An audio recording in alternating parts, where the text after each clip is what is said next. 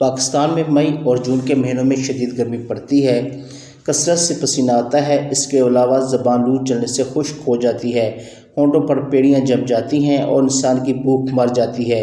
صحت کے لحاظ سے بھی موسم کچھ اچھا نہیں ہوتا۔ دل اور نفس کی حرکات سست پڑ جاتی ہیں، جسم کے عضلات ڈھیلے ہو جاتے ہیں، بے چینی اور بے قراری میں اضافہ ہو جاتا ہے، جسم پر گرمی دانے نکل آتے ہیں اور جسم کا رنگ زردی میل ہو جاتا ہے۔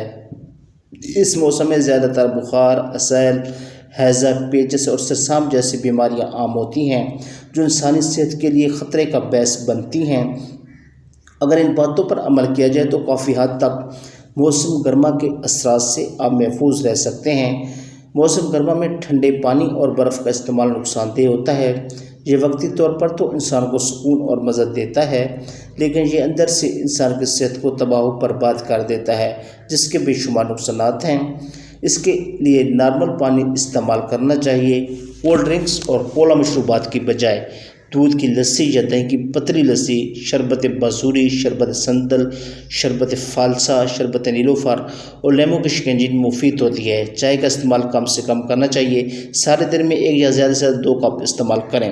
اس کے علاوہ موسم گرما میں گوشت اور چکنائی والی غذاؤں جیسے مٹھائی، بینگن اور گرم اشیاء کا زیادہ استعمال نہ کریں، کیونکہ یہ صحت کے لیے بہت نقصان دہ ہوتا ہے۔ گرمیوں میں زیادہ تر سبزیاں اور پھل استعمال کریں، باسی کھانے سے پرہیز کریں، ہمیشہ تازہ کھانا استعمال کریں اور کھانے کے ساتھ سرکہ، لیموں، پیاز اور پودینہ ضرور استعمال کریں۔ اس کے علاوہ اس موسم میں ایک کھیرا، ککڑی، تربوز اور لوکاٹ ایسے پھل ہیں جو بڑھتی ہوئی حرارت کو متوازن رکھتے ہیں۔ البتہ آم کھانے کے بعد دودھ کی لسی ضرور پی لینی چاہیے، اس سے آپ کی حرارت سے اور گرمی سے محفوظ رہیں گے۔ ان تمام باتوں پر عمل کرنے کے علاوہ آپ اپنے لباس کا بھی خاص خیال رکھیں۔ گرمیوں میں ہمیشہ سوتی، صاف ستھرا اور ڈھیلا ڈھالا اور آرام دہ لباس پہنیں۔ گہری کی بجائے ہلکے رنگ کے کپڑے استعمال کریں۔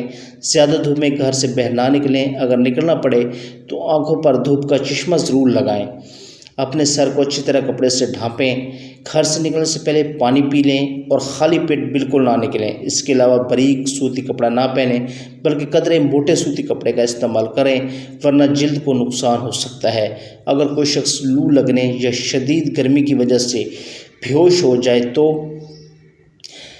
اسے فوراً طور پر ٹھنڈے اور ہوادار جگہ پر لٹائیں۔ اس کے چہرے پر سرد پانی کے چھٹے ماریں، تولیے یا موٹا کپڑا بھگو کر اس کے جسم پر لگائیں اور اسے ہوش میں آنے پر لیموں کی شکنجی، ٹھنڈا پانی اور شربت سنتل وغیرہ پلائیں۔ گرمیوں میں کھلی اور ہوادار جگہ پر سونا چاہیے۔ اس کے علاوہ مچھروں سے بچاؤ کے لیے مچھردانی کا استعمال ضرور کریں۔